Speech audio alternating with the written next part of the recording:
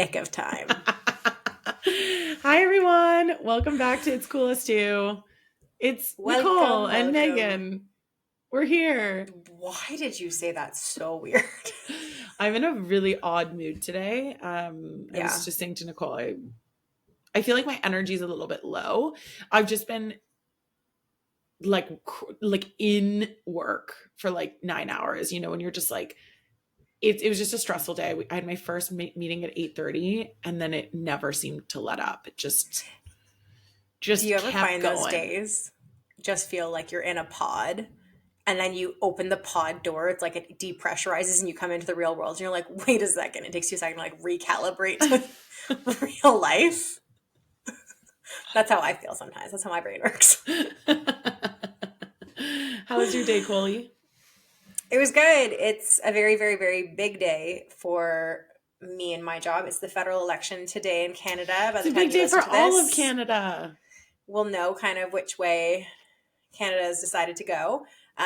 But for the last 4 weeks, we've been doing a lot of advocacy work related to the campaign, specifically advocating for I don't really ever talk about my job specifically, but I'm going to right now. Specifically advocating for infrastructure and construction and the role that industry plays in kind of our daily lives and our economy. And it's something I'm super, super proud of. And last week was kind of a very cool moment for me. We went and did a press conference at Parliament Hill. I didn't speak. I just nodded in the background in my power suit from Aritzia. But we got such good responses to it. I think I was out of Parliament Hill for maybe 5 minutes, and I got a message from my brother-in-law with a link to the recording of it with just like the eyes emoji. Because he works in government too. Okay. So he's like, you'll never get something on CPAC past me. But yeah, I'm just super proud of that. It's been like a very prideful few weeks with work, which feels really great. But besides that, I don't think I told you this in our thing. Friday, so every year there's 2 key points in my life where my life goes to shambles. And again, the 2 ways you can tell: how many spicy books I've read, how disheveled is my apartment. So those 2 times are usually like November and then March, April. Yeah. And this year it went a little bit longer than normal. And I had big plans over Easter weekend that I was going to clean my apartment and do all of those things. And I just was so burnt out. I watched Downton Abbey for an entire weekend. And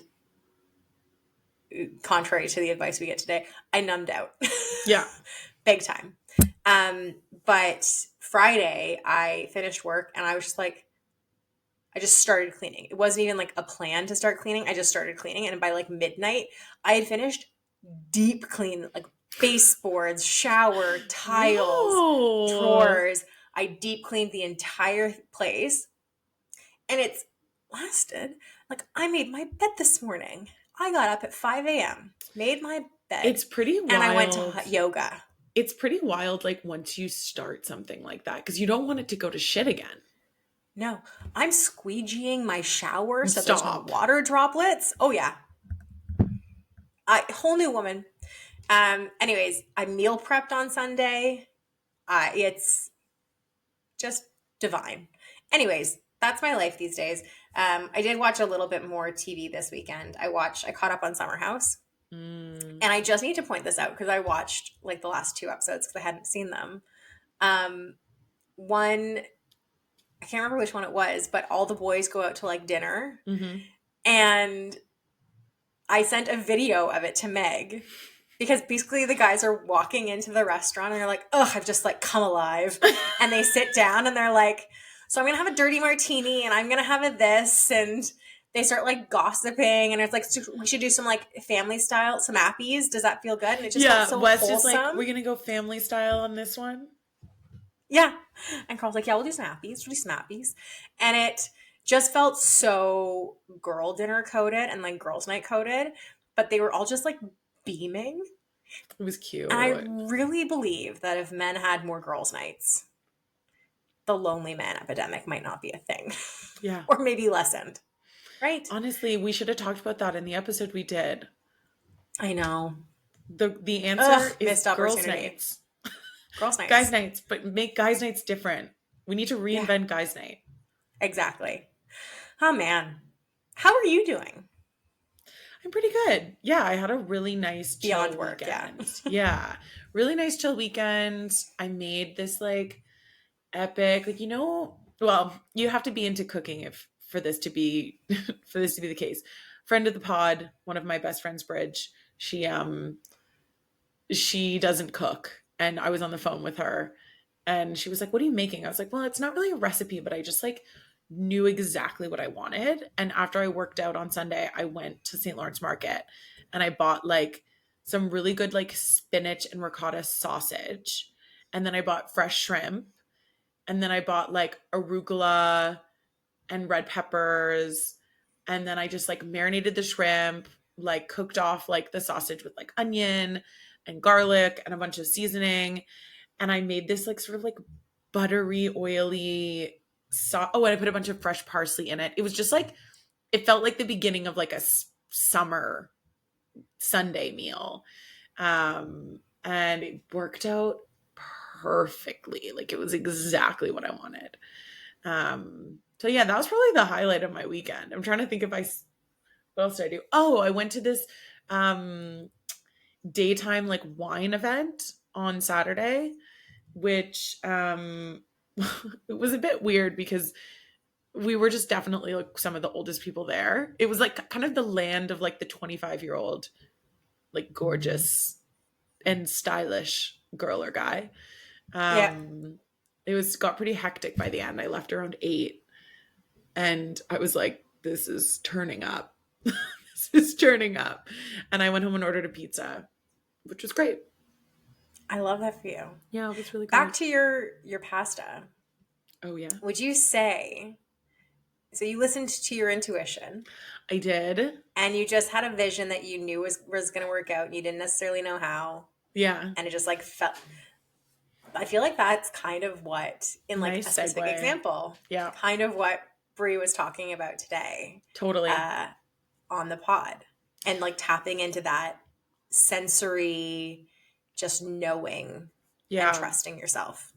I was feeling a little bit bad because I didn't do a ton of like I checked out her Instagram and everything, but I don't know a lot about the subject matter. And I was like, oh man, I don't know a lot.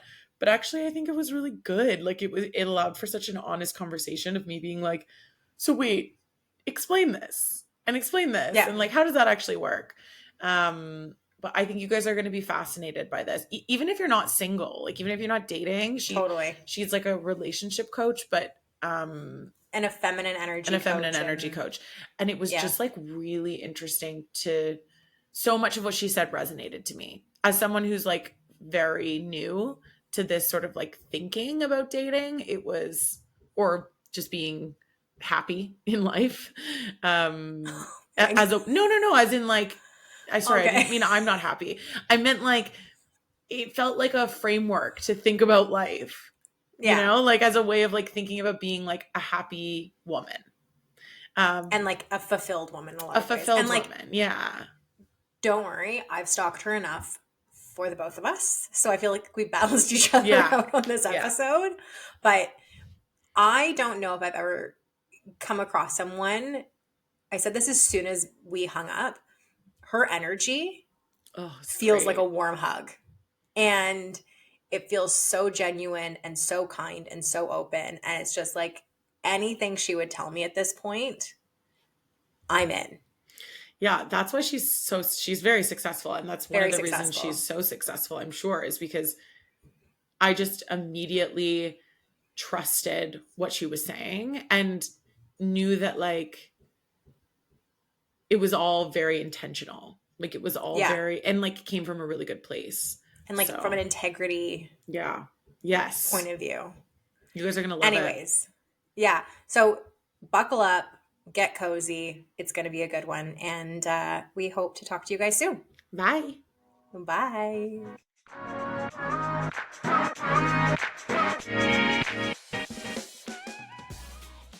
All right, guys. I am so excited to welcome Bri Mosher to the show today. Bri is a feminine embodiment mentor and intimacy coach who specializes in helping high-achieving women finally feel safe in love. Her approach is deeply trauma-informed, blending psychology, somatic work, spiritual channeling, and her own powerful lived experiences because she's walked this path herself before.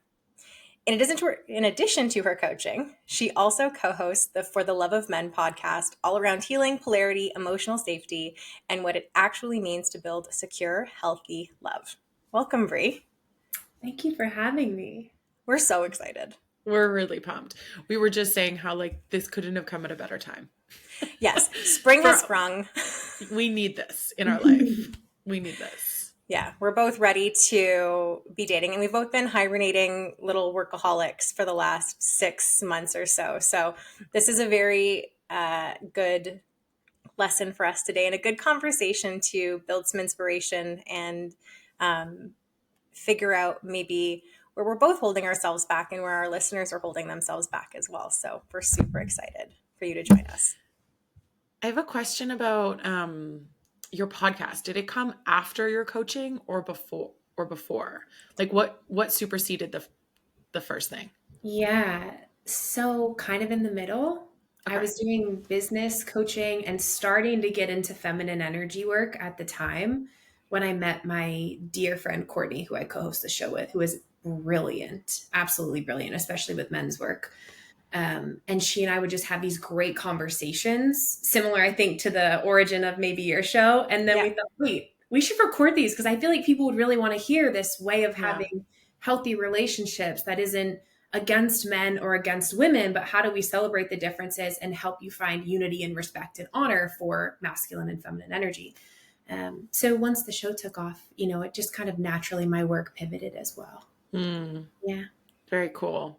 And how did you get into, so you kind of talked about it, but what about this space of sort of coaching both men and women? What about it was so exciting for you? Everything. Everything. I mean, I went to school for psychology. So I've always loved studying people, analyzing them, figuring out why they think the way that they do. But when I started truly dating in my early 20s and going through a series of relationships into my mid to late 20s, and it all just felt very natural to learn and teach, like something, they're just like things in your soul that you feel compelled to do. Oh yeah, this is my path. This is what I'm supposed to do.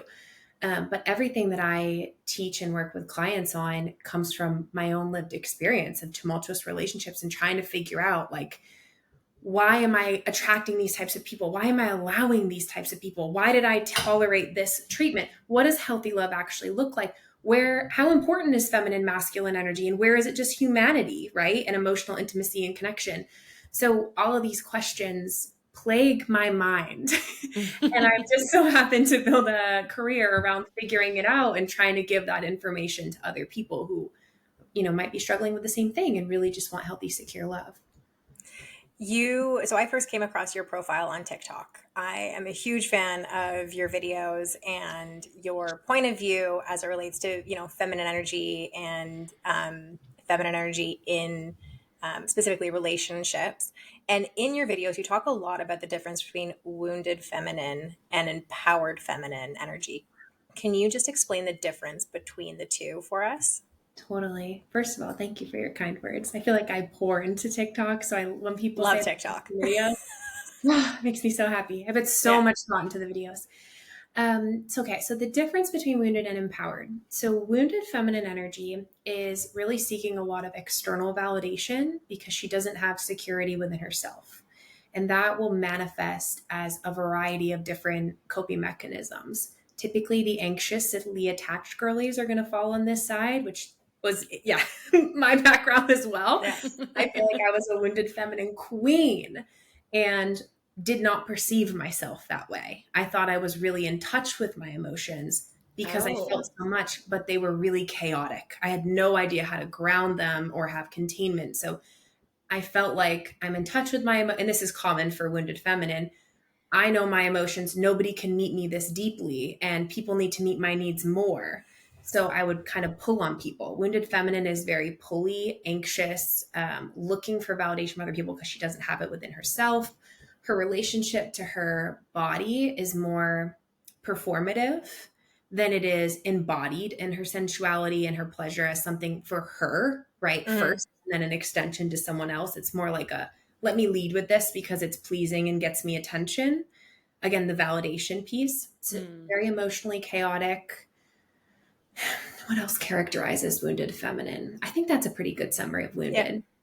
Yeah. Empowered feminine energy is embracing her emotions, but has containment and groundedness. She can sit with it and distill it and feel it in the body, and then come out clean with this is how I'm feeling, this is what I know I need, and allow someone to come into it with her while she holds herself.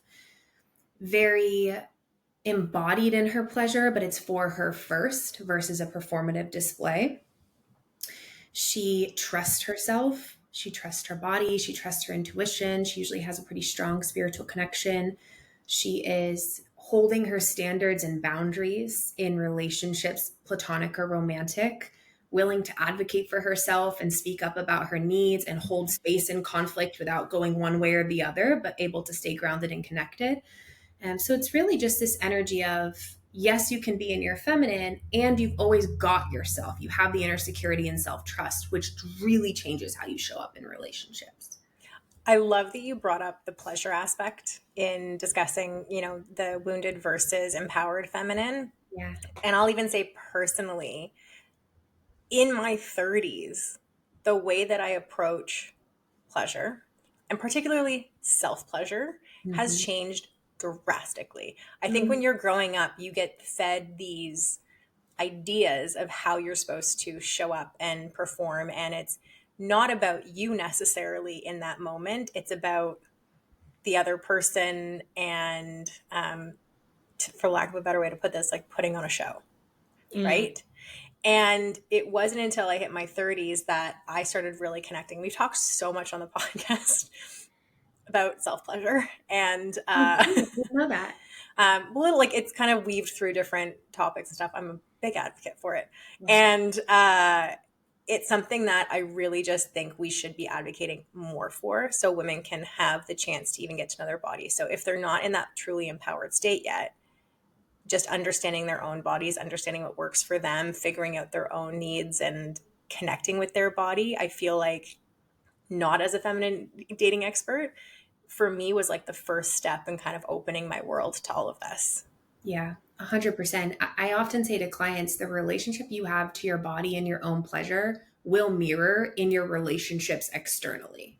Totally. So if you have discomfort, right, giving yourself pleasure and receiving it, that leak is probably going to show up in relationships.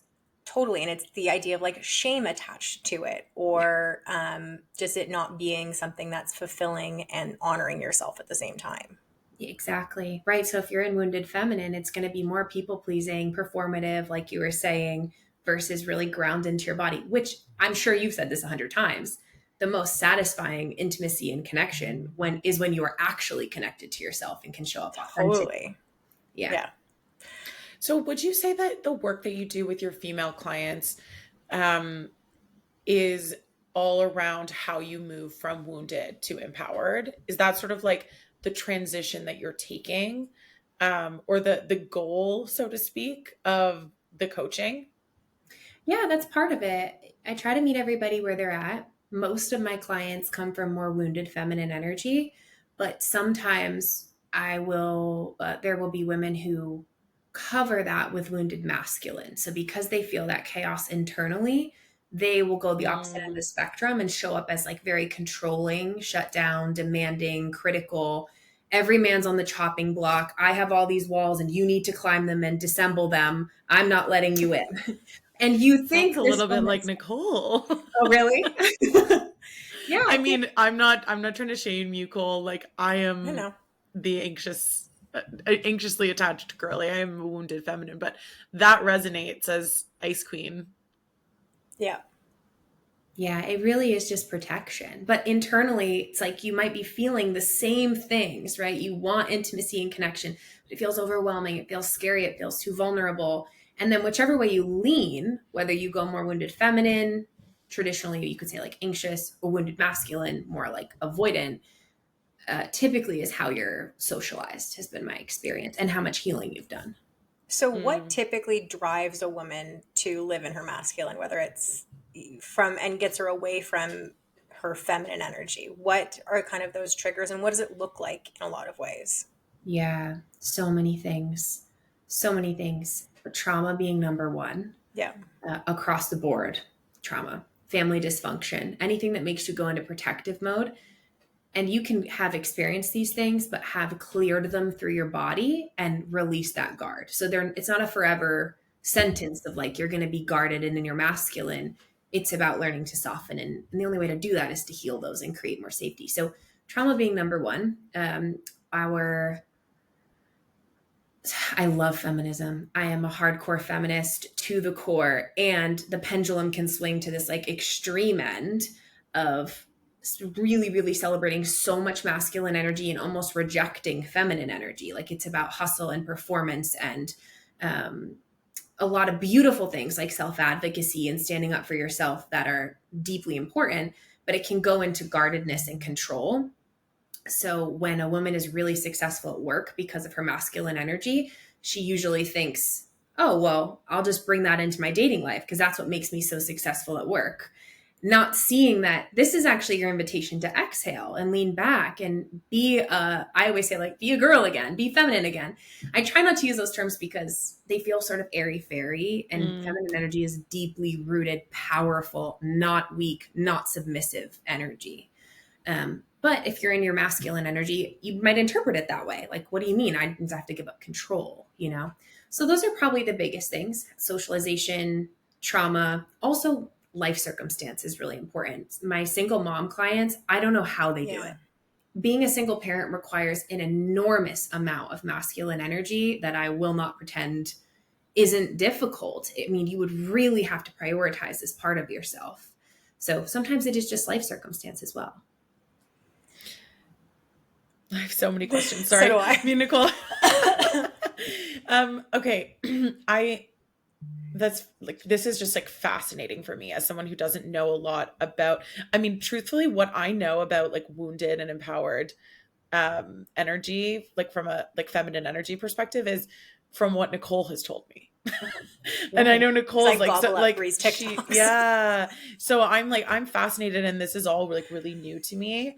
I guess I'm wondering, I don't want to jump to, you know, what are the solutions? Like there's so much more to explore here, but as someone who lives in my masculine energy at work and I love a good solution.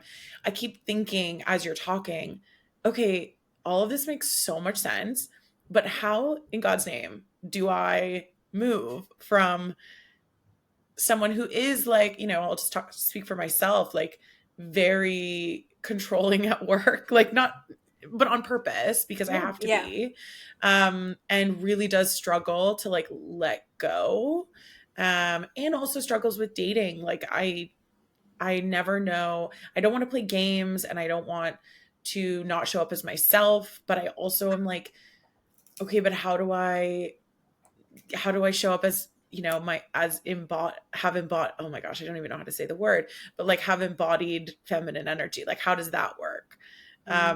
So yeah, all of these things are swirling around my head and I'm wondering like, where do you start? Yeah, such a good question. I love it. So, okay, I'm just going to start with your masculine energy is not a bad thing. The part of you that is a leader and willing to take control, take initiative, get shit done, be bold, outspoken. We love it. We don't want it to go anywhere. It's not an either or conversation. Yeah. Like I have to let go of this part. Your masculine energy, when you do want to shift into a more feminine space when the day is done. And by the way, you can definitely integrate your feminine energy into the workplace and it skyrockets your results because you get these crazy downloads, you know? So eventually, I mean, we could talk about that if it feels relevant, but let's say the day is done and you want to shift more into this feminine space, knowing that your masculine energy, when it's empowered and not wounded, is actually going to support your feminine because that's the part of you that feels internally secure and trusts herself and respects her own boundaries. So you might say, I'm going to say no to these plans. I'm going to go home and do my somatic release work or dance or do a big stretch mobility session or walk outside or talk to my girlfriends, do a big self-pleasure session. Do I want to lounge around? Like there are lots of ways to access, do something creative, lots of ways to access your feminine energy. And your masculine energy is prioritizing that for you, right? It's saying, okay, if we're going to be in this feminine space, how can I create that for you? The same way a lover would if they wanted to bring out your feminine. It's just within you. So some of those activities can really help, but the biggest permanent shift that just can't be avoided is you have to do the inner work to heal whatever is making you feel so protective and on guard. Whatever's making you feel like you need the control, or I can't go there, like that's too tender, or I have all these boundaries because I haven't dealt with, I'm not saying this is you, but just women in general. Like I haven't dealt with these wounded parts and I don't want anyone to get close to them, so I'm very protective. Until we go in and heal the wounded parts, your protection is going to be up, as it should be. It's natural. It's human nature. Yeah. But if you go in and do the emotional healing and you create enough internal safety, peace, and groundedness, then being in your feminine actually is natural. You'll just sink back into it. You won't go into the wounded masculine tendencies. Does that make sense? Yeah. Kind of. No, it does. And I guess I'm wondering, is there an ideal state, sort of foundational state? Like, is the ideal foundational state to be in like your embodied feminine? Is that sort of, or is that a silly question?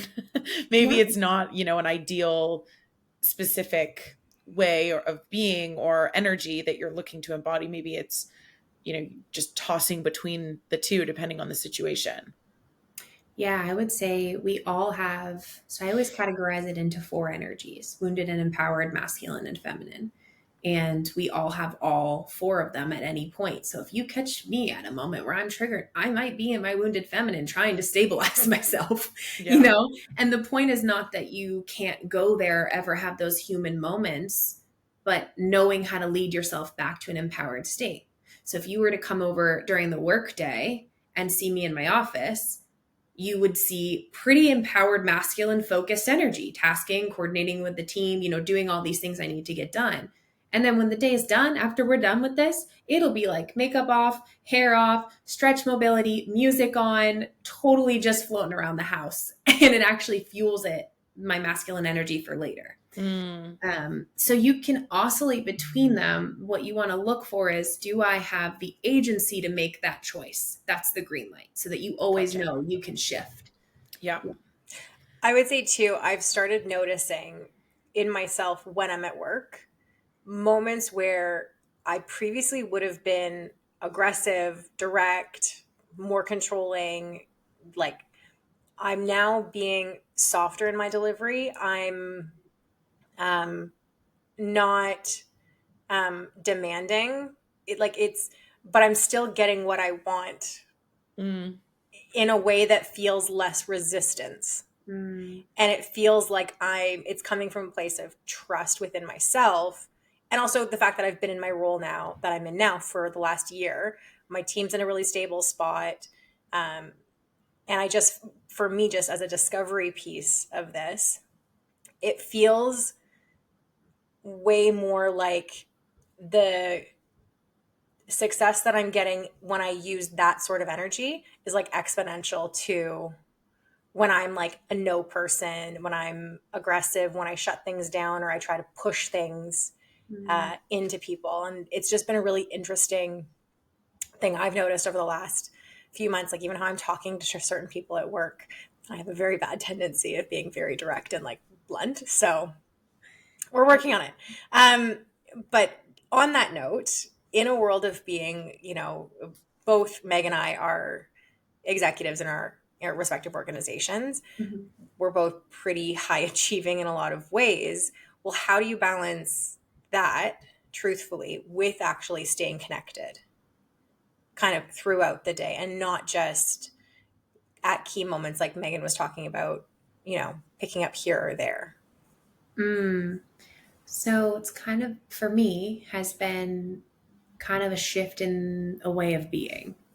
And I don't know how much the respective roles either of you had. Well, I was going to say, I don't know how much it will allow for that, but I think it can. It's really just a way of being. So when you're in touch with your feminine energy, you're going to notice, even at work, you'll feel in your body something's off with this person. I don't trust them. Or something's going on in their life that's causing them to not be open to me. Let me pull on that thread. It's like you have a magic of feeling people. And in what do they say about success in life is like 90% social skills or something. Mm. You'll be able to connect more and get that information. When it comes to projects at work, you might be lying in bed one night and get this intuitive idea that makes your company $1 million, $2 million, because you felt it. You were connected enough to your body and your mind was open enough to receive it, versus the masculine perspective would be, let's do a brainstorming session. Let's sit down and write down every possible idea and look at the pros and cons and the logistics and choose the best one. Nothing wrong with that at all. But there's an alternative where you just get this intuitive download too. And both can work in different settings. I just find the more that women are in touch with their feminine energy, the less they have to do this linear process of like, it's A and then it's B and then it's C. And instead they're like, well, if the outcome is C, then let's just go to C right now. Because feminine is very non-linear. So that intuitive information might get her there exponentially faster because she's not just relying on logic. She's got her intuition. Does that make sense? Yeah. And it means that you probably have to trust your gut and your intuition way more, which as two anxious girlies, I often have a hard time. And even I'd say more so with dating, I have a hard time figuring out what voice I'm hearing. So is this my anxiety or is this my intuition? And it's hard to, 9 times out of 10 when it comes to men, it's my intuition. And I gaslight myself into thinking that it's my anxiety, but the lesson will be learned eventually. It's the hardest question, isn't it? Like in the moment, there's just no clarity. No. Yeah. So, go ahead. No, I was just going to say, is there any way that women can start to build that trust to figure out and distinguish between the two voices? 100%. This is probably the most common question I hear from clients, TikTok, everything. People are like, how do I know if it's my intuition or anxiety? So the way I describe this to clients is, imagine that you are looking through a pool of water that is really murky and dirty. And how easy is it to see to the other side? Not very easy at all. And so if we liken the dirt, the muddiness in this analogy to trauma and wounding that you haven't cleared, past resentment from relationships, the guy who cheated on you that you said, not going to deal with that, I'm just going to put it away and never look at it. The disappointment you have with your relationship to your dad or your mom, that, I'm just going to try to accept them for who they are. I'm not going to face it. I don't want to be mad at them. I don't want to rock the boat. I don't want to cause problems. That's usually the anxious girly voice. So you won't look at it. And that all becomes this dirt in the water that filters everything you see based on, well, is this trauma happening again? Is this pain going to happen again? Because your body's in protection mode. So you can't, even though your intuition's always there, it's hard to see beyond the projections that are naturally happening to keep you safe. And that's just how your body is designed to protect you. It's not wrong, but it will make it hard to get a gauge. So what I encourage is a process I teach inside of my programs called somatic healing work. Somatic release sessions is what I call it. Lots of people teach somatics. You don't have to do my method. You could research your own if you want to, but it's this process of getting you in the body to clear that trauma piece by piece in 1,000 micro healing moments so that you start filtering out that dirt. And then when you look forward, it's crystal clear.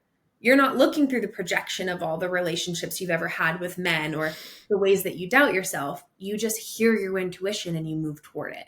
And that's why the emotional healing work, I always say, is the most important, because your energy is always going to be key in everything in life, I think. So very on like target. I have a somatic, my first one ever, session tomorrow because I was just Googling. Yeah, I was looking around.